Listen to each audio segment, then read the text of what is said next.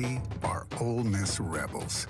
As Mississippi's flagship university, we dig deeper, see farther, work harder. We pioneered human organ transplants. We helped prove Einstein's theory of gravitational waves. We are conducting life-changing research that solves the problems of today. We are Ole Miss, transforming lives and the world. Hey, welcome to the POMcast with Stephen Willis. We're going to start in a few minutes, but I want to tell you to hit up our social sites, retweet, share, comment, like, do all of that stuff. It can only help us out and it'll make the show even better. But we're getting ready to give you a lot of good Ole Miss information, and I just thought I would tell you that because the POMcast is starting. Well, it's starting right now. Wait, no, that's a little early. It is starting right about now. All right, welcome to Friday. We finally got here on Friday. Ole Miss versus Alabama tomorrow, 2:30 Central on CBS. Gary Danielson, Brad Nessler, and the boys will be there on the call. I am looking forward to it, as all of you. Before we get started, I want to tell you about Travel and Cruise World. Travel and Cruise World, 1-800-330-7461. What I was trying to do is to find a resource in Central Florida. Everybody needs a vacation right now. Everybody needs to get away. And if you go down and get hit with something unexpected, it can ruin your vacation. It can take away your chill. Not yet. Tonight I'm getting my annual pass, Corey. But good question, though. He asked if I was streaming from Space Mountain, but it's not quite time for that. So, looking for things to not ruin your vacation, look them up at 1-800-330-7461. That's travelandcruiseworld.com. You can also go to book a tailgate for all of your groving needs. That could be tailgating stuff. They can store your equipment for you that you're already tailgating with. They can rent you what you don't have. They can give you an extra tent if you need it, and they can put a TV up there and even pick up your catering. Go to www.bookatailgate.com and they can help you out. Good morning, Ashley Robinson, or Ashley Roberts. I cannot wait until kickoff tomorrow, she says. I think everybody is like that. We have a live stream right now that we did last night with some of the boys from Tide Talk podcast. It's about an hour long to where we talked about this game in depth. If you are interested in that, tune into that. I think the replay is floating around there somewhere. If not, you can catch it on a YouTube page. So you can see the podcast down below, but we can do video as well. Go to Old Positively or at The Stephen Willis on Twitter. You can catch us on Facebook at facebook.com/POMcast. On YouTube, Positively Ole Miss. Subscribe and hit the bell. You'll know not only that we're streaming, you'll know what we're streaming about. And of course, you can go to Twitch, Positively Ole Miss, all one word. Jam-packed show today. Absolutely amazing, as you would expect coming into Alabama weekend. This will be our last show for the weekend until after the game. You'll hear from us next during the review show. Sorry about that, Ashley. It's a very Gone with the Wind type thing. So, very good. Yeah, I bet you have.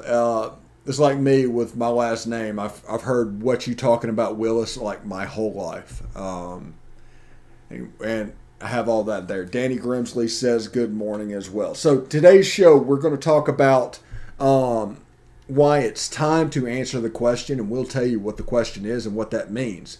Second, we will talk about the result of the games. We'll go through each result and determine what that means for Ole Miss moving forward. And the second segment is Women's Basketball Media Day. We have some sound from Coach Yo, Shakira Austin, and that might be it. I think Maddie might be there as well. So maybe. So tune in for that. We have that ready, queued up to go. Uniforms for the game tomorrow. Traditionals with the powder blue lid, so it'll look a whole lot like 2015. It's almost like they're trying to rekindle that magic. But it's a whole bunch of play good, look good type situations. So gray pants, white jerseys with red numbers, and powder helmets. So I'm pretty excited about that. So it's time to answer the question. What's the question? The question is, Are we good enough to take Alabama's best? And make no mistake, everybody, we're going to get Alabama's best because after last year, Nick Saban circled the Ole Miss game. He won't talk about it. They do whatever they do. They're going to say whatever they need to say. He circled that game. Ole Miss 650 yards of offense, 48 points, both Alabama records given up against Nick Saban. That has to be a bruise on the ego. So he was sure to get his guys ready to go. And all the course during the week, you got the A-plus treatment from Nick Saban. Their players are very locked in and preparing very well. Nick Saban is begging the crowd to be there early and be loud to try to affect the Ole Miss offense. You're getting all the big game treatment from Nick Saban. He would not be saying these things if they were not true. He's not a Lou Holtz poor mouther. He is, when he says that he thinks Ole Miss is one of the best teams in the country, he genuinely means it. Now, there are going to be people in the Ole Miss fan base that's going to bother a little bit because they're used to getting their hopes up and getting them dashed. And they see this as an opportunity. Do you believe? And you get them dashed. Is this going to be the same old for Alabama? Because Ole Miss went into Alabama, I think, in 99 with Deuce, and Sean Alexander rushed for like 3,000 yards and 7 touchdowns, some ridiculous number. But it was a game that Ole Miss was expecting to win. They went over there with Eli and got beat like 41-3. 2016, Ole Miss they might not have been the favorite, but everybody wouldn't have been surprised if Ole Miss won. Couple of special teams punt returns in Alabama. In other words, we've all seen this before. But this feels different. This feels really different. And that's the reason I'm phrasing it as it's time to answer the question. The question is, are you ready to compete with Alabama? Pretty simple. Are you ready to compete with Alabama? And if that answer is yes, you will go out there and do a great performance. Now, the scoreboard, that doesn't really matter. We'll talk about that in just a second, what that means. But the important thing is, we talked about earlier this week, don't get beat before kickoff. Don't get overly deferential to Alabama. Don't freak out by seeing the numbers on the side of the helmet. Go there confident, which by all accounts they are. They're pretty locked in. And in their press conferences this week have been completely business as usual. So they're very locked in. So I'm not expecting that one to happen. And then just fight the crowd noise and everything goes on and perform. Do what you can do. You have an elite wide receiver unit. You have an elite quarterback. And you have the best running back room in the conference. Use it. And I think they will. Because Lane Kiffin and everybody showing up, those guys are acting like they know something. Now, it might be for not. I mean, but it could actually be possible that they actually do know something and can jump on them. And Corey at Believe in Georgia says Ole Miss needs to shut down Jameson Williams. He actually, no deep shots, no 80-yard kickoff returns. I wouldn't kick to him, honestly. I would just kick the ball out of bounds and give Alabama the ball at the 35 every time because this cat's dangerous. He reminds me a lot of Mike Wallace. And survive the initial wave and settle in and do your thing. Alabama is going to beat you on script. The script is where they separate with what they're doing defensively, with what they're doing offensively, with their superior athletes. All this is in play. If you can survive that and make the game your own, it'll start to look like the second, third, and fourth quarter of the Florida game. But if it wasn't 21-3, that second, third, and fourth quarter, it would have looked completely different because Florida would have just spread out and won the game actually relatively easy. But because Alabama was up 21-3, Florida had trouble because the side of the helmet, Florida came in, freaked out a little bit about who they were playing and didn't think they could win the game. And it was 21-3 by the time they realized they were in it and they had the talent to do it. That's all she wrote. Now, what will this mean moving forward? What will this mean moving forward? And we're going to go through, if Ole Miss, let's say, we'll start from the worst case scenario and move to the best case scenario. Because the worst case scenario is plausible. This is Alabama. There's 4 and 5 stars everywhere. There's a chance they'll just jump on you. And it'll look like 41-7 or whatever that was when Eli was the quarterback. That chance exists. That's a legit thing. Now, that for Lane Kiffin, this is a complete free shot. There's no result that will be negative. There's none. Now, there's some that would stem the momentum, but there's none that would be really negative. Let's say Alabama wins 41-21. That seems legit. I mean, Alabama covers the line, just barely does it. But that's about as much as I think they could blow out Ole Miss, unlike 3 years ago when they put 60 on there and Ole Miss had 3 or something like that. I think with that, the momentum kind of stops because right now they've got all the momentum. All the 5 stars want to visit Ole Miss. Lane Kiffin is building something very special. This game is important to, if you lose the game, at least lose close. Pull a Florida. That needs to really be the worst case scenario for momentum because then you can tell recruits, okay, we just got whipped, but what if you were here? What if you were on the outside there? I don't think that guy could have covered you on the outside. And all of the momentum that they have right at the moment is very reminiscent of, honestly, 2012, even though this is kind of a 2013 type situation this year as far as play on the field.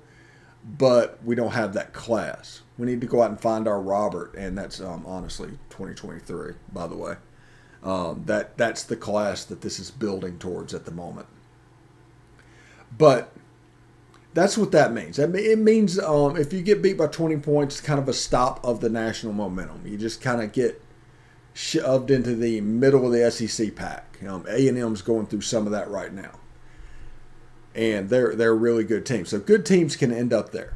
Now, if Ole Miss loses a close game, let's say they lose a 35-31 game or a 41-38 game.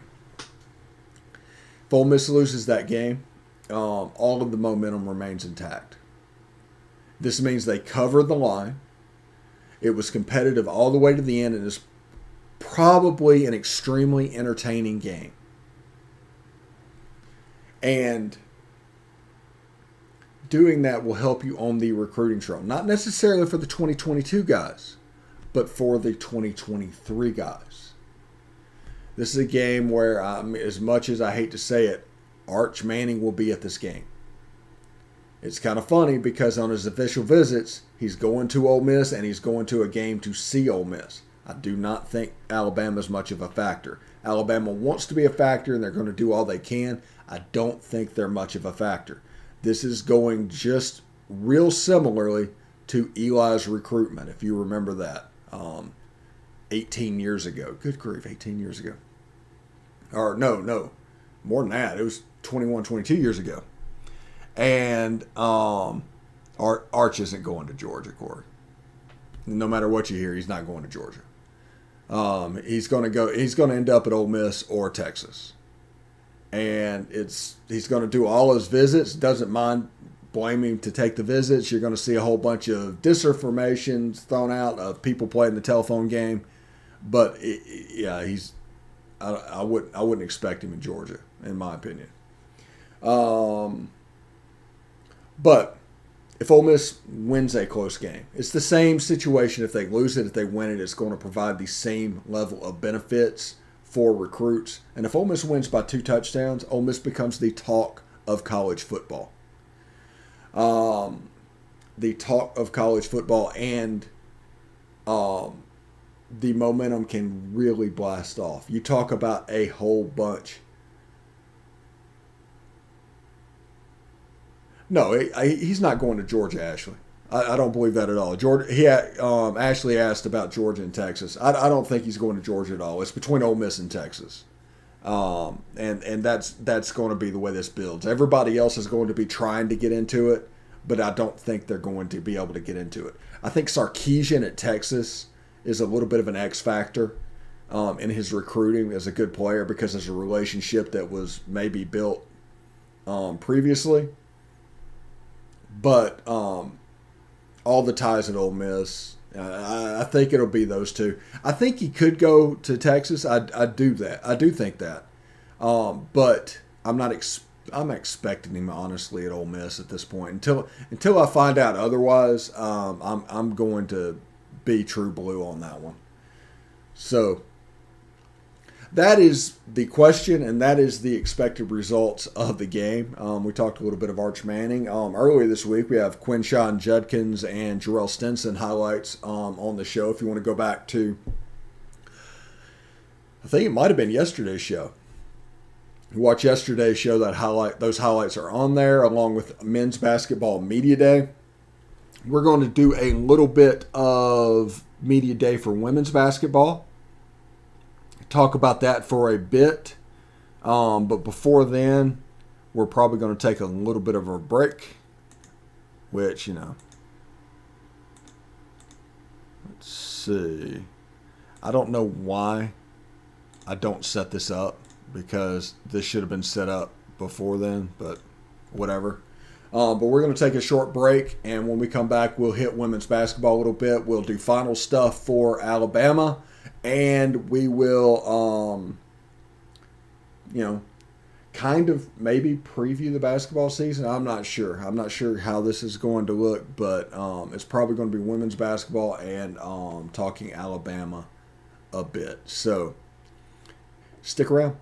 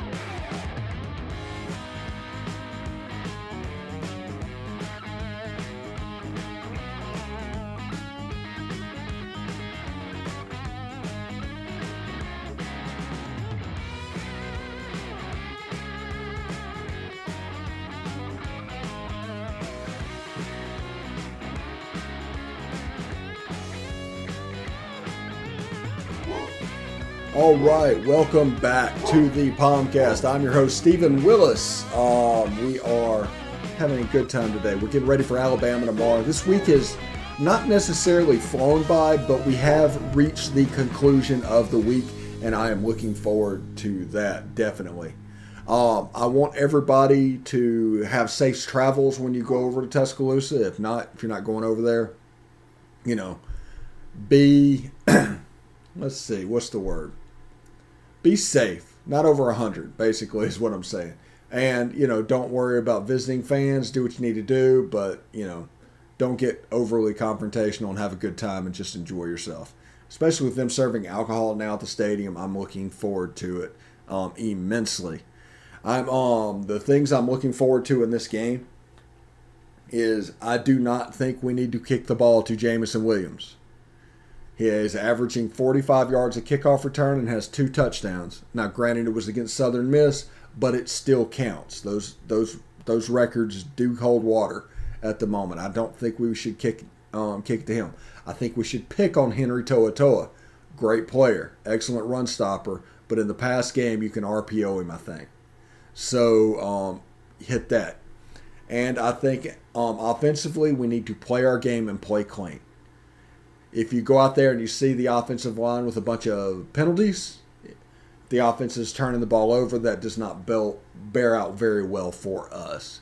But those are the things I am looking for.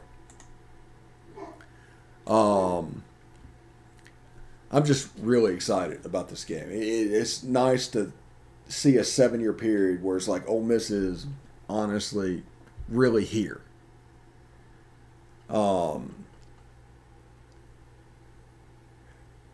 Guy, I know you're replying to Ashley. He said that Kiffin has to beat Saban to get Arch, in his opinion. No, I don't think Alabama is necessarily in the game for Arch. I think they're a secondary member in the recruitment. Now, they're going to try hard, and they could get in the game, but I don't know if they're there right now. Right now, it feels like an Ole Miss Texas competition. That's the one, whenever he takes the official visit to Texas, that's the one to worry about. Not necessarily Alabama. So, we are going to do Women's Basketball Media Day, and we're going to come back and talk about it a little bit and put a bow on the Ole Miss Alabama pre-day show. I'll say pre-day show? I don't know. And get ready for a great weekend of football. Man, where has the time gone? It seems as if, I don't know, we were fighting 2 pandemics, marching, changing state flags, the whole nine. And so now to be back here in person, I'm just overwhelmed. There's a overwhelming feeling of gratitude, just happy to be here and moving in the right direction. I think it just started with, our summer. We started off really strong. Obviously, like you said, we had a great season coming off of the year before, but I think I can speak for the whole team that, we're not satisfied with how it went, and we have way more to, unleash for the conference. So, like I said, it really just started with summer, our mentality, just, put it in the work. And this year, the sky's the limit. Everybody individually has a better mindset this year that we can definitely win a lot of games. So, we're just hoping to get it started the right way. It's grown tremendously. Every day this summer I was in the gym, working hard, just trying to get my confidence back, get my mojo back. Coming in as a freshman, SEC, it's hard. It's a big deal. It takes a lot of work. So I've just been trying to just get better each and every day, control what I can control, my effort, everything that I put in. Because I know as long as I keep putting in, I'll get results. Things will look up in the right direction. I'll be able to help my team any way I can. Maddie, out of everyone, she had the best summer. She just came back looking like a brand new person. For a long time, I was singing the whole, I don't want freshmen anymore, and then I see Maddie, and I'm like, okay, well, I guess they're fine after a year. So she really worked hard. She took the evaluation that we gave her at the end of the season seriously, and it worked out. I'm really excited about her this season. Yeah, definitely. A lot of the girls just simply didn't know we were capable of. Just coming from a program that, just wasn't used to winning a lot. And, the WNIT was definitely a great experience for everybody. I definitely felt like if the SEC tournament went a different way, we probably would have been in the tournament. But I think it was a great step. We can't skip any steps with building a program. And, it'll definitely lead us to next year, hopefully. I think it'll better prepare us than if we weren't to go into the tournament. So, definitely. My confidence was all over the place last year. Of course, coming in, like I said, the SEC, the biggest stage of them all, with great players, playing alongside Shakira Austin. I'm all over the place. I was all over the place. I want to just get back to just being consistent.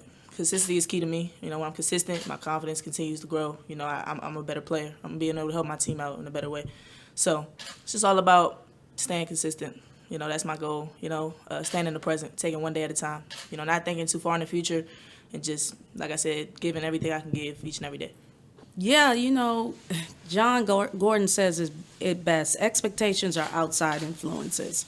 My focuses are inside expectations because, when I look at rankings, when I look at outside opinions, those people are outside. Only us, we know where we are and where we're trying to go. So for me, what's important is how we feel after every practice. Did we feel like we got better as a staff? Do we feel like we put them in the best situation? Because the proof will be in the pudding come November 11th. You know what I'm saying? So for me, that is what our focus is. But come on, everyone understands. We've put it out there. It's NCAA tournament or bust as far as I'm concerned. And that's what we preach to the team, and that's what we expect. And so pressure is a privilege. Pressure is a privilege. I'm looking forward to seeing Coach Yo and her girls this season and what they can accomplish. They grew greatly last season. Went very far in the WNIT. I think they lost in the finals to Rice, and it looked really good. They got a bunch of transfers in. They're playing that game. I'm interested to see what they would look like, and I'm going to be paying attention to that as well. God just clarified on the chat what he meant is that the win makes us contenders. Yes, absolutely. A win would build on all the momentum that we have at the moment. There are 5 stars starting to look at Ole Miss over and over, and it's starting to look like a little bit like 2013 or 2014, going before the 2016 class. And a win would absolutely do that. We talked about that as far as keeping and losing momentum, and that can be said. Guy also said it's been said lots of times that Peyton went to Tennessee for the natty, not the school, because Ole Miss was on probation. Yes, if Ole Miss was not on probation and we're not going through the SMU-like type sanctions that they received in 1994, Peyton Manning would have been at Ole Miss. Peyton Manning's, you might not know this, Peyton Manning's name is actually on the Manning Center as well. So he gets to go as well. So let's see what's going on. We got Alabama. We got some chat going up. I'm gonna keep talking for probably a couple minutes. Normally I'll let you guys leave a little early, but if you have any questions in the chat and want to throw them at me real quick, we can do that since we have about 4 or 5 minutes left here. And that is absolutely correct, William Roberts. As far as Peyton, Ole Miss being on probation is the only reason he went to Tennessee. He would have been a Rebel with no probation. Yes, absolutely. I actually went on a recruiting visit with Peyton Manning. I think it was the Georgia game in 93. Might have been 93. Might have been 92. I don't know. But went up there, and it was just kind of funny to see everybody fawning all over Peyton, and a bunch of us just could do whatever we wanted to, and it just didn't matter. We were just there the wrong weekend. But yeah, I did go on that recruiting visit, and he was actually there. So that was pretty cool.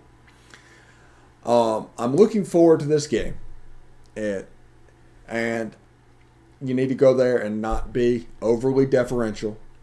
They're pretty locked in as it is. They respect what they do. They're not overly deferential. I'm not really worried about that. But whenever a game like this, you can lose the game before kickoff, and I don't think they're heading down that road.